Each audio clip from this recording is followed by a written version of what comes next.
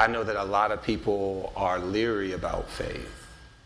And whether it's the Christian faith or the Muslim faith or the Jewish faith or the Baha'i faith, so on and so forth.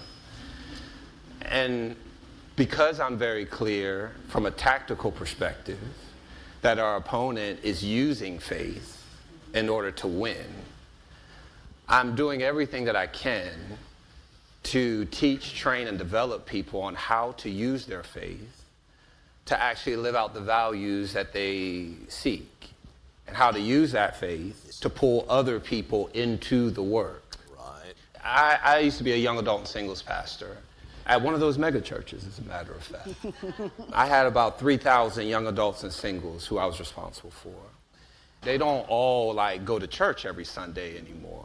But even though they don't go to church on Sunday, that doesn't mean that the messaging, the tactics, the ideas, and the strategies that they've learned in their faith communities, that they've learned in their spaces, can't be used on the field to make social change.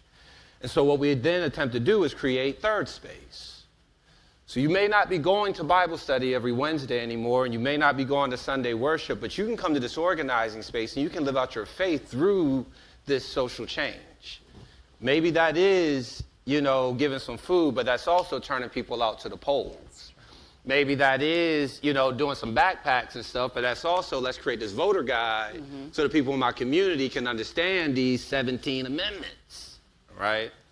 So the more that I think that we can actually help, so that Sunday morning, Wednesday, Saturday, or Friday, whichever day that people show up in their faith spaces, that's not the space for people's political activation. No. That is the space for people to get care, comfort, love, and feel a sense of connection. And also get some knowledge to raise their consciousness. But there needs to be a third space that's connected to that where they can work that stuff out in the world. And that's what we try to create. That's what we try to create.